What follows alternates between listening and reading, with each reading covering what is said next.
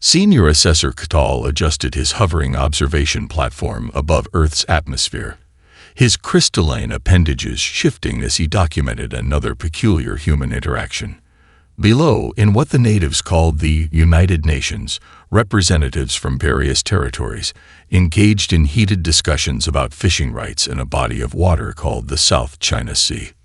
Most fascinating, Catal recorded in his report, despite possessing weapons capable of ending the dispute decisively, they instead spend 300 local time units discussing the migration patterns of aquatic life forms.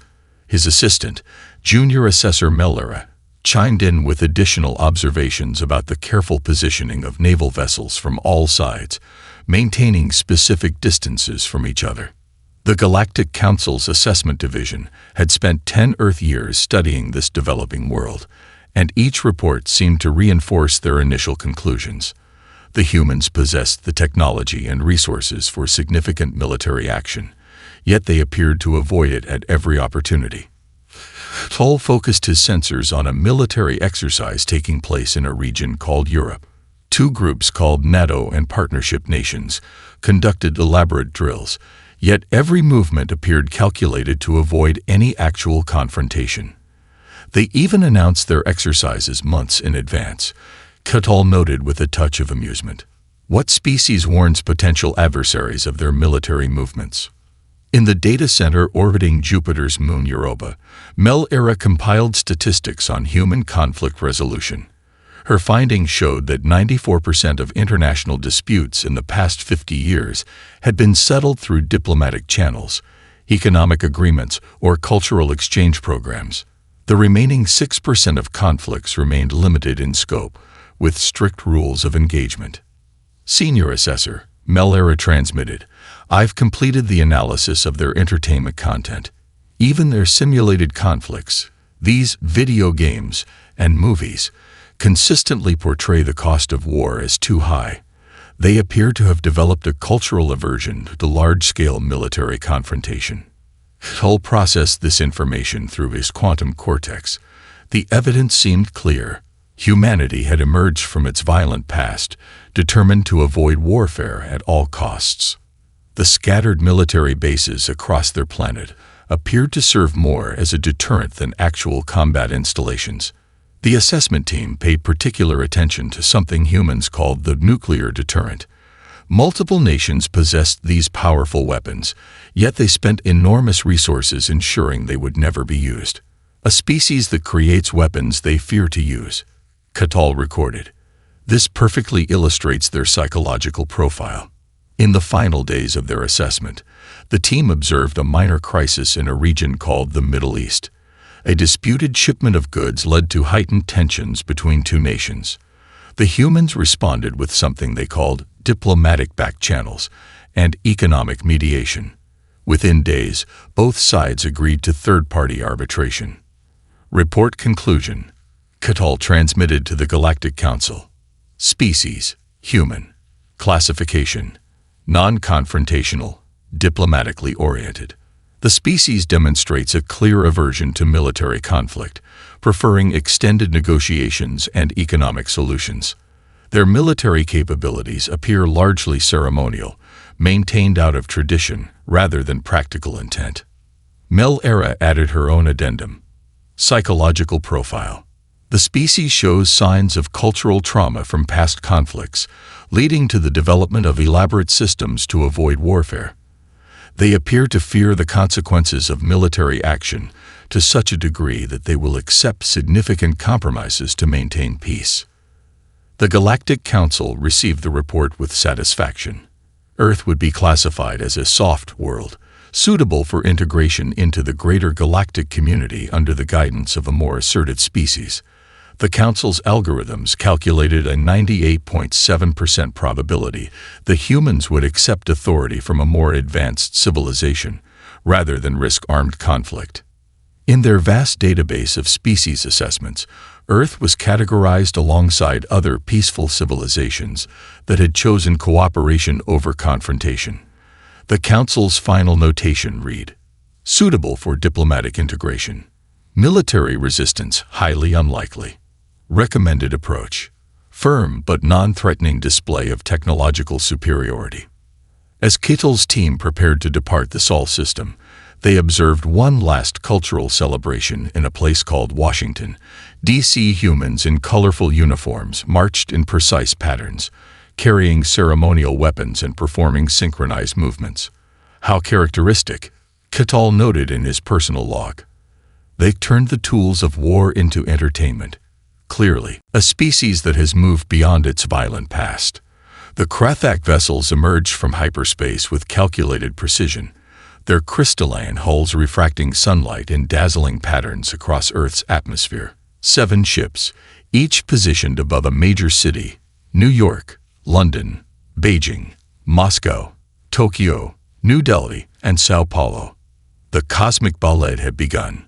Supreme Commander Arxtal stood on the bridge of the flagship above New York, his crystalline form shifting colors with satisfaction. The intelligence report from the Galactic Council displayed before him confirmed everything.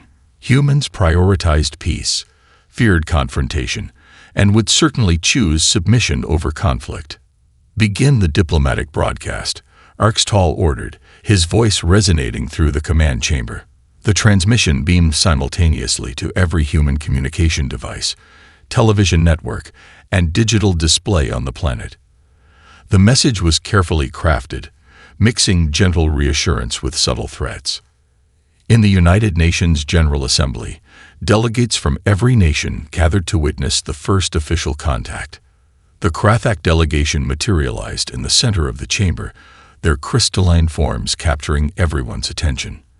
Ambassador Crusay stepped forward, her form shifting to pleasant blues and greens. "Esteemed representatives of Earth," Crusay began, her translated voice flowing smoothly through the chamber. "The Galactic Council has determined your world ready for integration into the greater community. The Krathak Confederation has been chosen to guide your transition." The human delegates maintained perfect composure, their faces revealing nothing. Secretary General Chen watched from his podium, hands folded calmly before him.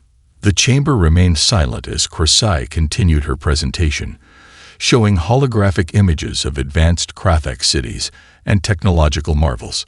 "We ask only for minimal concessions," Crusay explained, projecting a map of proposed Krathak administrative zones.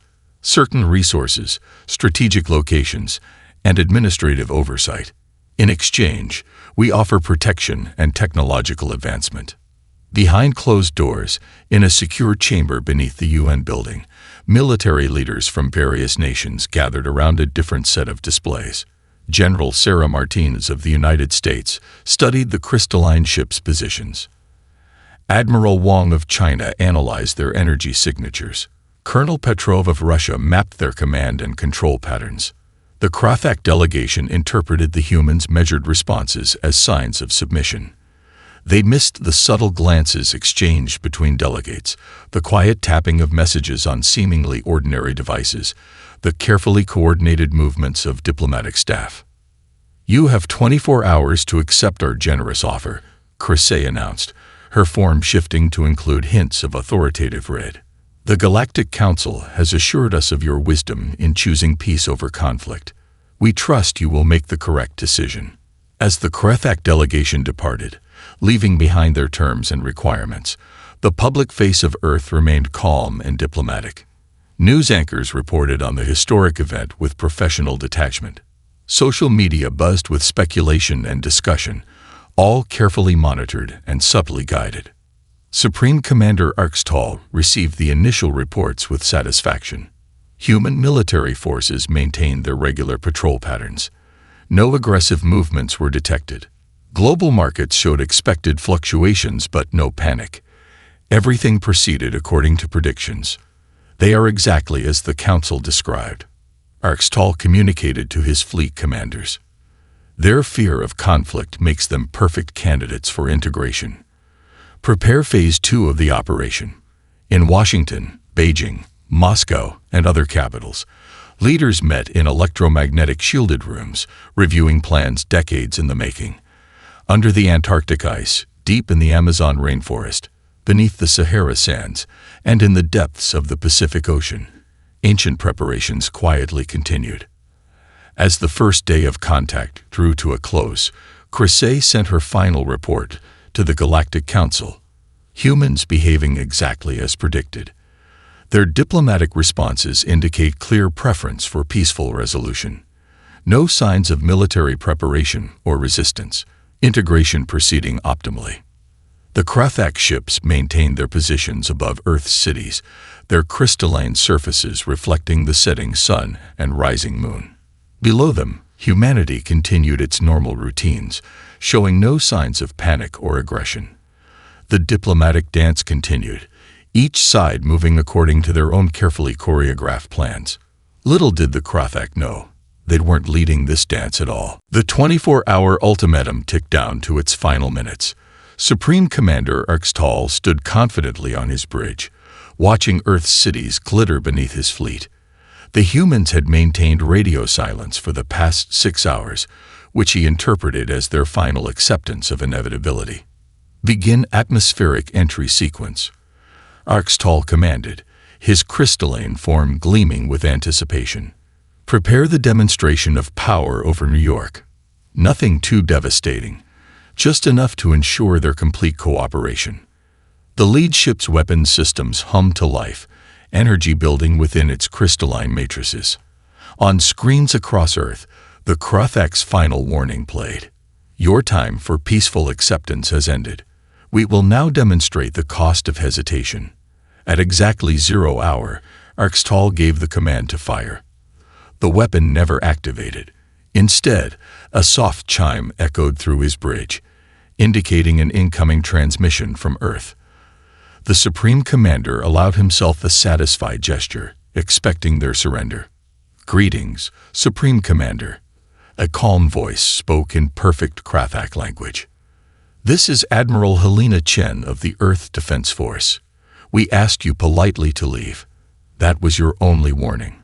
Before Arxtal could respond, his sensor officers erupted in alarm chimes.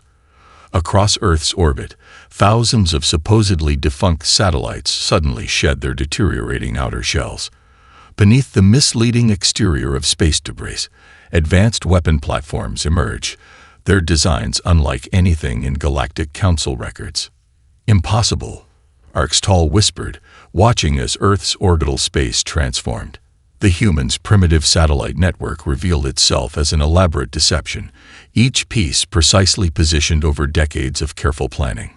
Deep beneath the Pacific Ocean, massive structures rose from underwater bases, their existence hidden by carefully maintained thermal and acoustic cloaking systems.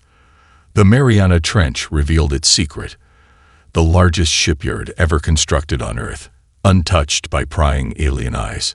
In high orbit, clouds of apparent space debris suddenly organized themselves into precise formations. Microscopic machines, seated throughout Earth's orbital paths, assembled into defense grids that trapped the Krathak fleet in a web of gravitational distortions.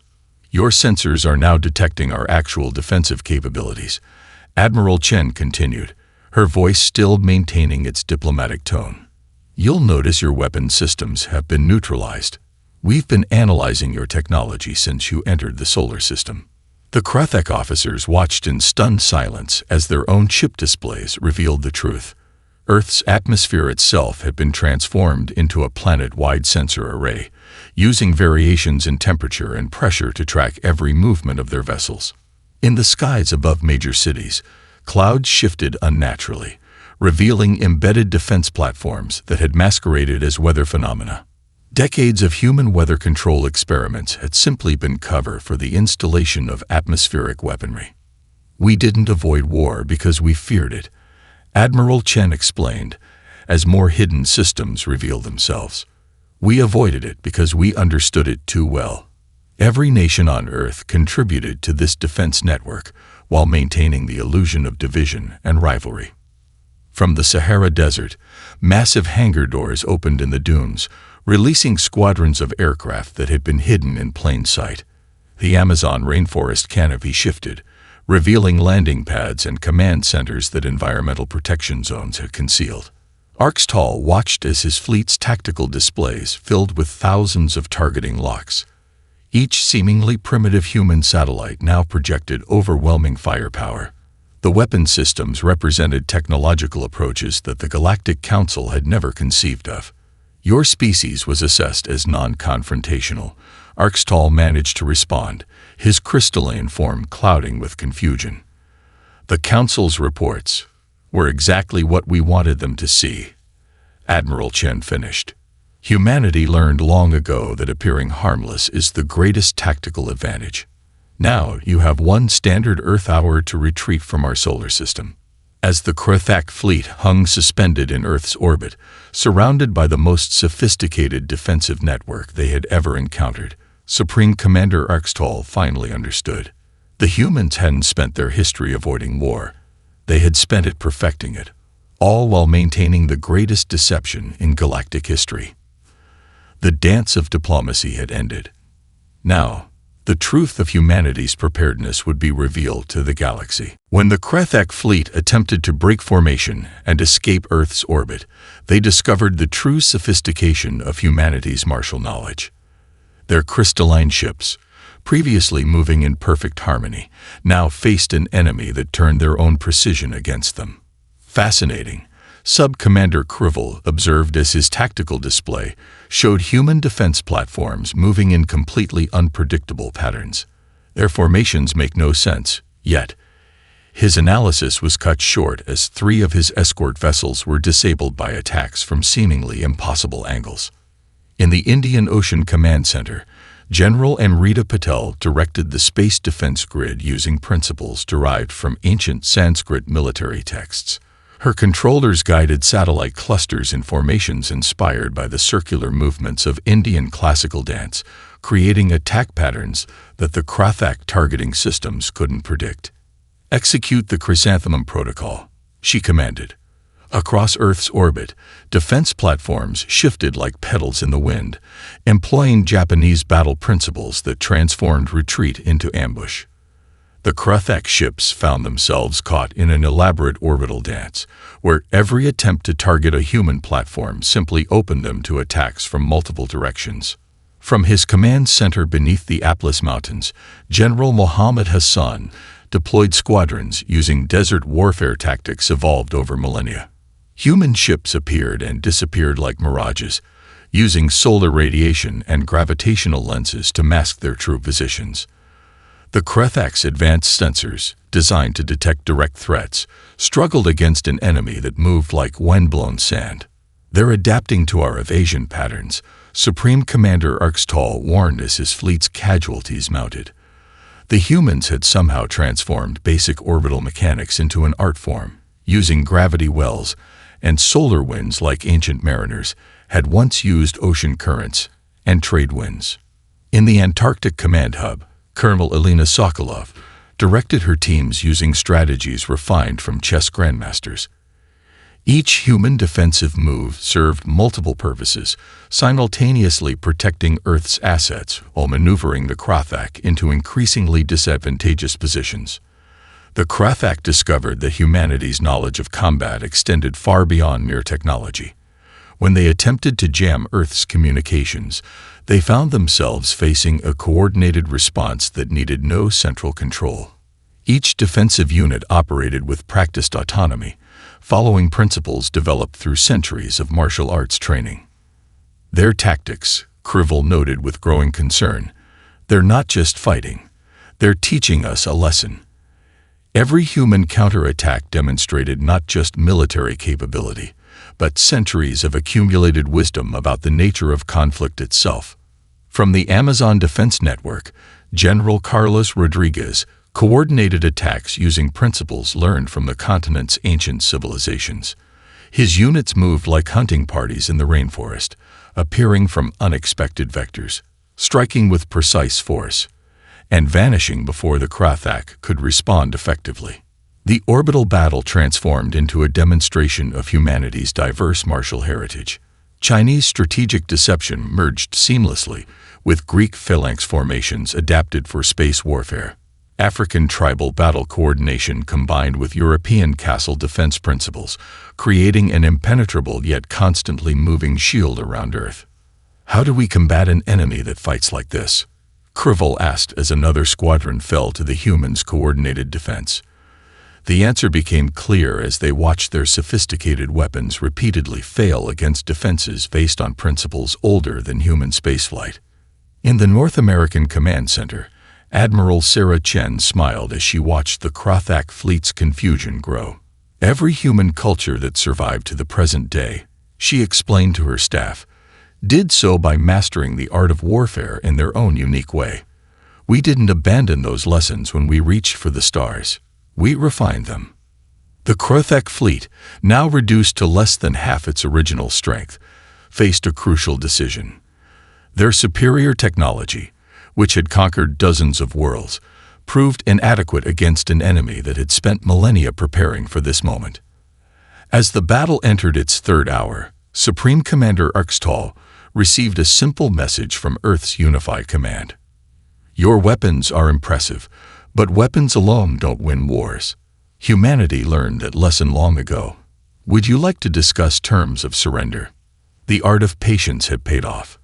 Humanity's first space battle was becoming a masterclass in warfare spanning millennia of accumulated knowledge. The Galactic Council's emergency session chamber buzzed with agitation as High Counselor Zarek reviewed the battle footage from Earth.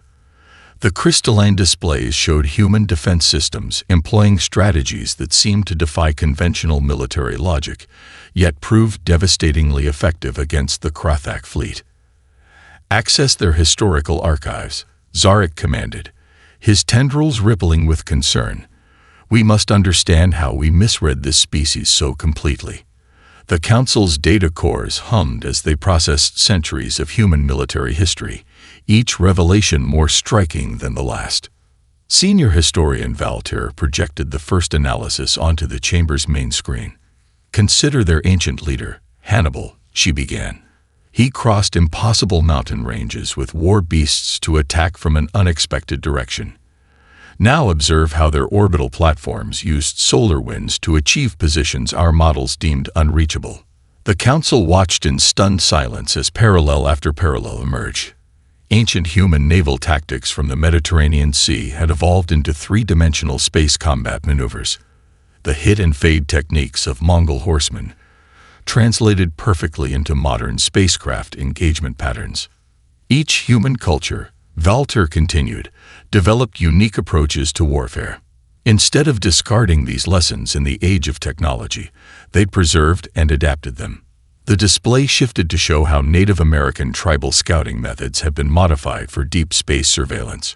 Archives from Earth's world wars revealed humanity's capacity to rapidly adapt technology for military purposes. The Council observed how quickly humans had moved from basic flight to space exploration, all while maintaining the pretense of slow, cautious development. Their military exercises, Zarek realized, were never about practicing war.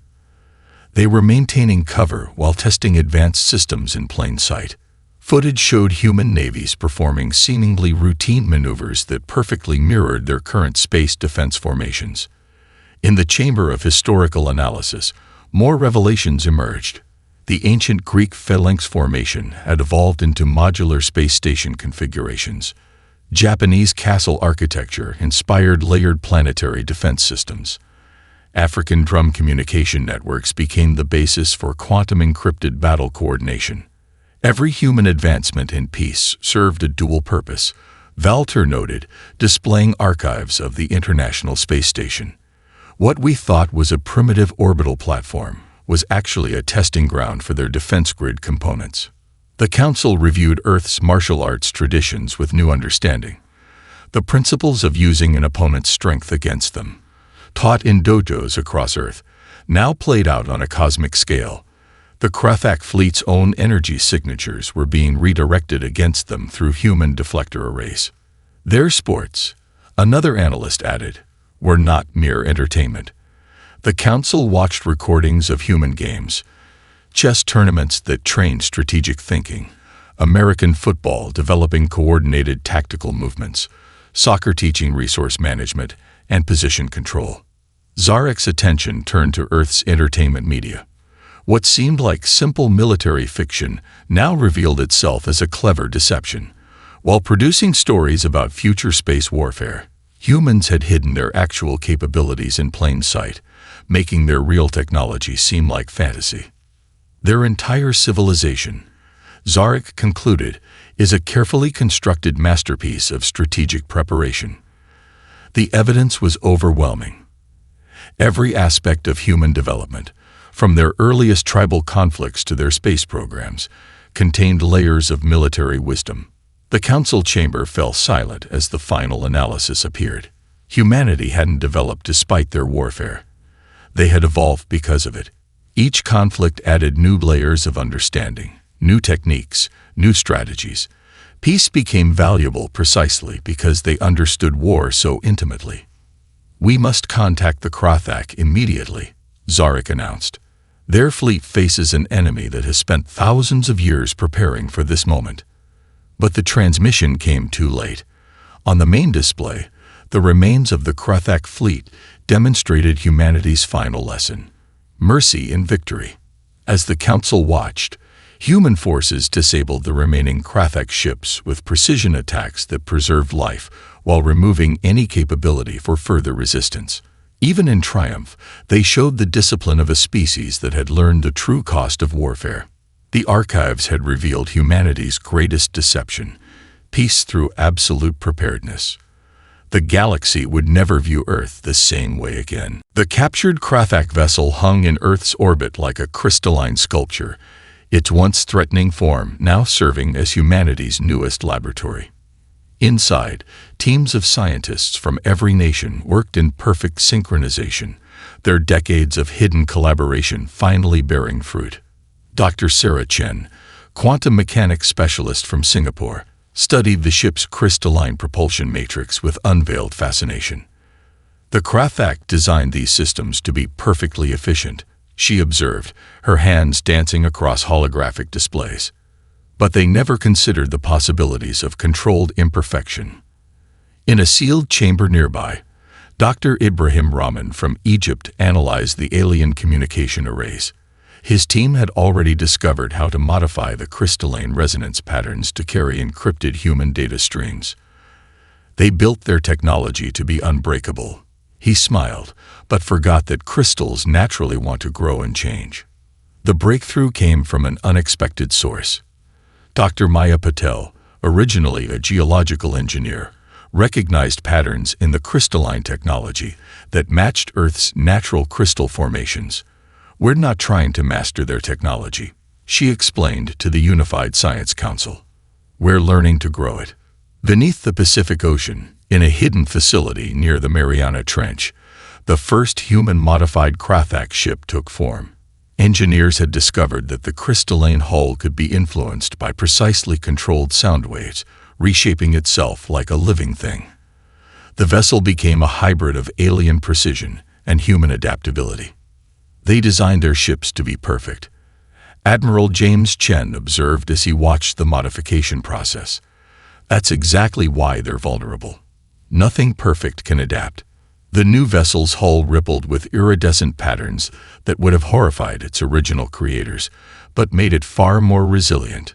In laboratories across Earth, scientists transformed Krothak defensive systems into something entirely new. The aliens' rigid energy shields became dynamic barriers that could learn from attacks. Their precise targeting computers were modified to incorporate human intuition and creativity. Dr. Carlos Rodriguez, working from a hidden base in the Andes, made perhaps the most startling discovery. Their navigation systems, he reported excitedly, they're based on pure mathematics. But when we introduce musical harmonics into the calculations, they become capable of movements the Krothak never imagined possible. The Krothak prisoners watched with a mixture of horror and fascination as humans transformed their technology. Captain Krivel, whose ship had been among the first captured, found himself engaged in long discussions with human scientists about possibilities his species had never considered. "You don't just use technology," Krivel noted during one session. "You form relationships with it. You let it evolve." He watched as human engineers treated the crystalline systems like living partners rather than tools, encouraging them to grow in new directions. In orbit, the first fleet of modified ships began their test flights. The vessels moved with an organic grace that made their original Krathak design seem rigid and limited. Human pilots, trained in both modern flight systems and ancient martial arts, guided them through maneuvers that defied conventional physics.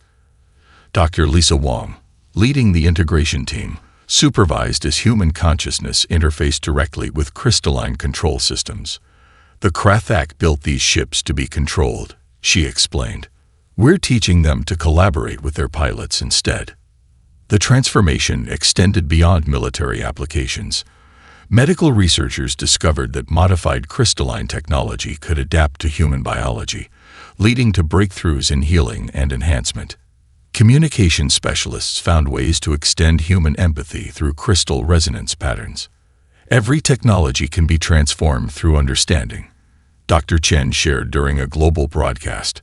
The Krathak sought perfection. We seek growth. That's why their perfect weapons became our perfect tools for advancement.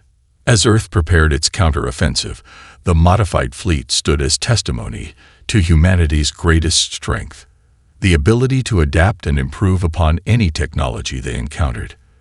The ships no longer represented alien perfection, but rather a harmony between human creativity and crystalline precision. In his holding cell, Supreme Commander Arxtal watched Earth's preparations with growing comprehension. We thought technology had to be controlled, he admitted to his guards. You showed us it needs to be nurtured. Humanity's first steps into galactic warfare would not be made with borrowed weapons, but with transformed ones. The age of crystal and consciousness had begun. The modified Krathak fleet, now under human command, emerged from Earth's atmosphere in a formation that resembled a murmuration of starlings. Each ship moved in perfect harmony with its neighbors, creating patterns that seemed both chaotic and precisely calculated. Admiral Helena Chen stood on the bridge of the flagship Aurora, its crystalline surfaces now shimmering with hints of Aurora Borealis. Begin Operation Shifting Tides, she commanded. The fleet responded by flowing into a new configuration that mirrored the natural movement of ocean currents. Dr. Amara Patel, the fleet's lead tactical designer, watched her theories come to life on the strategic display. Nature spent billions of years perfecting these patterns, she explained to the assembled commanders. The Krathak never understood that the most effective military formations already exist in the natural world. The counteroffensive began with a strategy inspired by coral reefs. Small squadrons of ships broke away from the main fleet, each establishing positions that would grow into defensive networks. The Krathak resistance found themselves facing an enemy that expanded like living crystal, adapting to every counterattack. Look how they move, Captain Crivel observed from his advisory position. The former Krathak officer had chosen to help humans after witnessing their innovations. Your ships flow like water around obstacles, yet strike like lightning when needed. The display showed human vessels weaving through debris fields in patterns that mimicked schools of fish. In the tactical center, Professor Sarah Martinez directed fleet movements using algorithms derived from studying honeybee swarms. Each ship knows its role, she noted, but can instantly adapt when the pattern changes. The fleet demonstrated this by smoothly transitioning from offensive strikes to defensive screens without a single direct command. The Krathak Home Defense Fleet discovered that their superior numbers meant nothing against an enemy that fought like a living organism. Human ships would scatter like dandelion seeds when attacked, only to reform in unexpected configurations that turned the attacker's momentum against them. They're not just fighting us, a Krathak commander reported to their high command. They're dancing through space itself. The human fleet's movements incorporated everything from the spiral patterns of galaxies to the branching structures of lightning bolts, creating warfare that was both art and science. In the Aurora's strategic center, Dr. James Chen, a specialist in biomimicry, adjusted the fleet's tactical algorithms. Every pattern in nature exists because it works, he explained while implementing formations based on the growth patterns of crystal structures. We're not inventing new strategies. We're remembering ones that evolution perfected. The modified crystalline ships proved ideal for these organic strategies. Their semi-sentient systems, evolved through human innovation, could react to changing situations with near-instantaneous adjustments. The fleet moved like a single organism, yet each ship maintained its individual initiative. Observe the mountain range formation, Admiral Chen directed as the fleet approached the Krathak's main defensive line. The human ships arranged themselves in layers that resembled geological strata, each layer supporting and protecting the others, while presenting an ever-changing front to the enemy. Artists worked alongside tactical officers, their understanding of composition and movement helping to create battle formations that were as unpredictable as they were effective. The Krathak's rigid military doctrine proved useless against an enemy that treated space combat as a form of dynamic art. Transition to Phoenix Protocol. Admiral Chen commanded as they engaged the main Krathak fleet. The human ships scattered in a brilliant display of calculated chaos, only to reform into an attacking formation that resembled a massive firebird, its wings composed of smaller attack groups that struck from multiple vectors. The Krathak defenders found themselves facing an enemy that had transformed their own perfect technology into something alive and evolving. Human ships phased through their defensive screens using crystalline resonance patterns that mimicked quantum entanglement, their movements choreographed like an intricate ballet. As the battle reached its climax, the human fleet demonstrated its ultimate innovation, the ability to shift between natural patterns instantly, creating a combat doctrine that was both ancient and revolutionary. The strategic canvas had been painted, and its brushstrokes were changing the very nature of space warfare. In the heart of Krathak space, humanity's art of war was rewriting the rules of galactic combat. The Galactic Council's Grand Chamber had never witnessed such a diverse gathering. Representatives from 1,000 species watched as humanity presented their case, not as conquerors, but as teachers. The defeated Krathak delegation sat nearby, their crystalline forms reflecting subtle hints of newfound respect. Admiral Helena Chen stood at the center of the chamber, her dress uniform adorned with both Earth's united insignia and a modified Krathak crystal, symbolizing the harmony between conflict and peace. "We come before the Council not to demand, but to share," she began, her voice carrying centuries of human wisdom. High Counselor Zarek leaned forward, their luminescent form brightening with interest. "Your species deceived us," they stated, "yet you used your victory to preserve rather than destroy. Explain this contradiction." "There is no contradiction," Admiral Chen responded, gesturing to the holographic display showing Earth's history. Every human culture that survived learned two crucial lessons: the art of war and the wisdom of peace. One without the other leads to extinction. The display shifted to show scenes from Earth's past. Ancient warriors laying down arms to become teachers, battlefield medics healing friend and foe alike, enemies turning into allies through understanding. Each image reflected humanity's complex relationship with conflict and resolution. "We maintained the illusion of division," she continued, "because we recognized a universal truth. True strength lies not in the ability to wage war, but in the wisdom to avoid it when possible and win it when necessary." Former Supreme Commander Erxtal, now Earth's advocate in the Council, rose to speak. "The humans did not simply defeat us," he explained, his crystalline form shimmering with embedded Earth technologies. "They showed us how to evolve. Their victory became our advancement." The chamber filled with murmurs as the Council witnessed demonstrations of human-modified Krathak technology. What had been weapons of war now served as tools for exploration, healing, and growth. The perfect crystals had learned to adapt, just as humanity had learned to perfect their imperfections. "We propose a new category for species classification," Admiral Chen announced. "Not based on technological advancement or military capability, but on the balance between strength and wisdom. Earth offers to establish training centers, where species can learn from both our victories and our mistakes." The first images of these proposed centers appeared. Vast complexes where military strategy would be taught alongside conflict resolution, where the art of war would serve as a path to understanding peace. The Krathak would be the first students, their rigid perfection learning to embrace adaptation and growth. Your deception troubled many. A council member noted, their ethereal form flickering with concern. How can we trust these teachings? Admiral Chen smiled, activating a final display showing Earth's united nations working in harmony while maintaining their unique identities. Deception was our shield, not our sword, she explained. Now we offer complete transparency. Our strength lies not in hiding knowledge, but in sharing it wisely.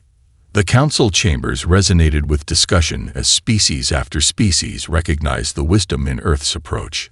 The human path offered a middle way between aggressive expansion and passive acceptance, a route to strength through understanding rather than dominance. We accept Earth's proposal, High Counselor Zarek announced after lengthy deliberation. The human classification will be updated to the Mindful Defenders, and their training centers will be established throughout council space. As the session concluded, Admiral Chen met with the Krathak delegation. Their once rigid crystalline forms now showed subtle variations, the first signs of their own evolution. We thought perfection meant unchanging, their leader admitted. You showed us it means perfect growth. Earth's first galactic embassy would not be a fortress of power, but a sanctuary of learning. The weapons that had protected humanity's rise would now serve as tools for teaching universal truths about strength, wisdom, and the delicate balance between conflict and peace. The greatest victory, Admiral Chen shared in her final address, is not in conquering others, but in helping them conquer their own limitations. Earth stands ready to share its hardest-earned lessons, that true peace comes not from fearing war, but from understanding it deeply enough to choose a better path. The galaxy had expected Earth to emerge as a warrior civilization. Instead, they found something far more powerful, teachers who understood both the art of war and the wisdom of peace.